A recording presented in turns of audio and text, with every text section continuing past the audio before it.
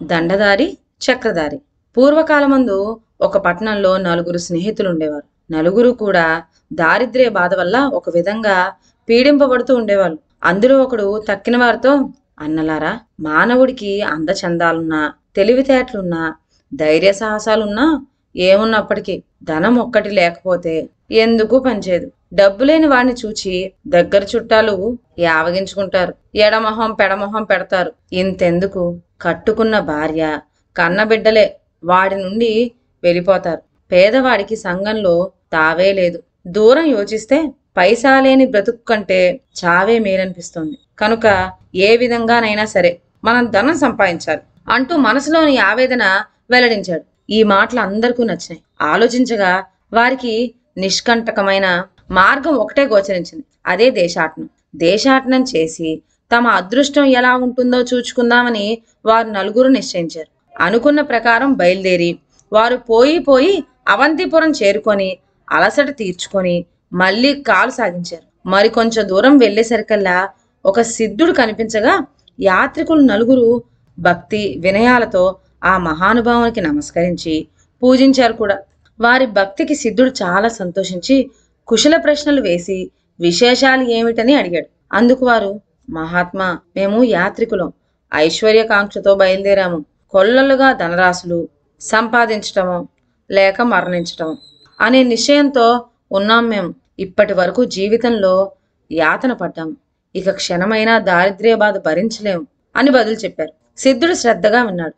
అప్పుడు మళ్ళీ ఆ నలుగురిలో పెద్దవాడు, మహాత్మా, పురుష ప్రయత్నం లేకుండా సిరి పట్టదు కదా, కష్టపడింది సుఖం కలగదు కదా. కాబట్టి ఏ ఉపాయం చేతనైనా సరే మాకు లక్ష్మీ కటాక్షం కలిగే మార్గం చెప్పు.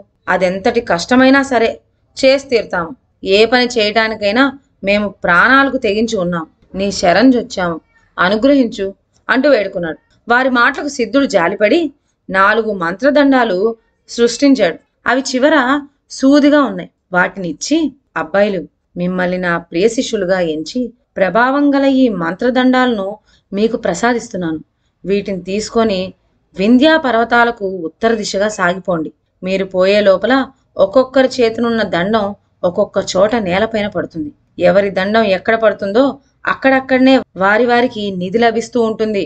మీకు శుభమవుతుంది, వెళ్ళిరండి అని దీవించి పంపాడు. వారు నలుగురు అపరిమిత ఆనందభరితులయ్యారు. సిద్ధుడికి కృతజ్ఞతలు తెలపటానికని సాష్టాంగ దండ ప్రణామాలు ఆచరించి ఆయన వద్ద సెలవు తీసుకున్నారు. ఆయన చెప్పినట్టుగా వింధ్యా ఉత్తర ప్రాంతానికి ప్రయాణం చేస్తూ పోగా ఒకచోట ఒకని చేతిలోని మంత్రదండం జారి కింద పడిపోయింది. అక్కడ తవ్వి చూడగా రాగిమయంగా ఉన్నది. ఆ దండదారి తక్కిన వారితో, నేస్తులారా, మనం ఈ త్రామం పట్టుకుపోదాం. ఇది విక్రయిస్తే బోలెడంత ధనం వస్తుంది. మన దారిద్ర్యం అంతా పటాపంచలైపోతుంది అని చెప్పాడు. అందుకు వారు, ఓరి మూర్ఖుడా, ఈ పాడు త్రావంతో పని జరిగేదేమిటి, మనం బాగుపడేదేమిటి? ముందు ముందు ఇంకా ఏం దొరుకుతుందో చూద్దాంరా అన్నారు. అప్పుడు మొదటివాడు, నేను రాను, ప్రాప్తించిన ఈ రాగితోనే నాకు తృప్తి కలిగింది అంటూ ఇంటి ముఖం పట్టాడు. తక్కిన ముగ్గురు వానిని పరిహసిస్తూ సాగిపోయారు. మిగిలిన ముగ్గురు మరికొంచెం దూరం పోయేసరికి రెండో వాడి మంత్రదండం కింద పడింది. అక్కడ త్రవ్వి చూస్తే అదంతా వెండిమయంగా ఉంది. ఆ రెండో దండదారి, ఈ రజతం పట్టుకుపోదాము అని చెప్పాడు. కాని తక్కిన ఇద్దరు ఇష్టపడలేదు. ఓయ్ మూర్ఖుడా, మొదట రాగి కనిపించింది, ఇప్పుడు వెండి కనిపించింది, ముందు తప్పక బంగారం కనిపిస్తుంది.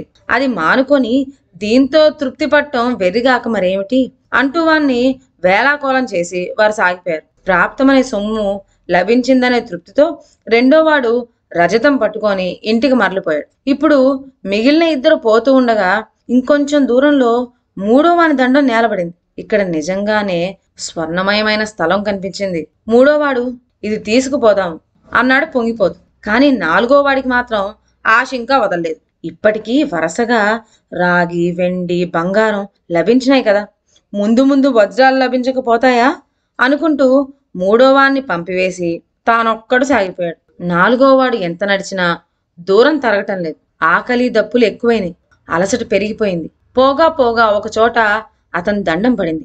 గప్పున ఒక వెలుగు వచ్చి ఆ వెలుగులో చిత్రమైన మనుష్యుడు తారాసపడ్డాడు. వాడు నిలవబడి ఉన్నాడు. తలపైన ఒక చక్రం ఎడతెగక గిరగిరా తిరుగుతున్నది. ఒంటి నిండా నెత్తురు కారుతున్నప్పటికీ వాడు దేవుడా అంటూ బాధపడుతూ అలాగే నిల్చొని ఉన్నాడు. ఆశ్చర్యంతో దండధారి ఏమిటయ్యా ఈ విడ్డూరం అంతా అని వాణ్ణి ప్రశ్నించాడు. అలా ప్రశ్నించడమే తడువుగా ఆ చక్రం వాని తలపై నుంచి వచ్చి 4వ వాని తలపైన పడి యథాప్రకారం గిరగిరా తిరగసాగింది.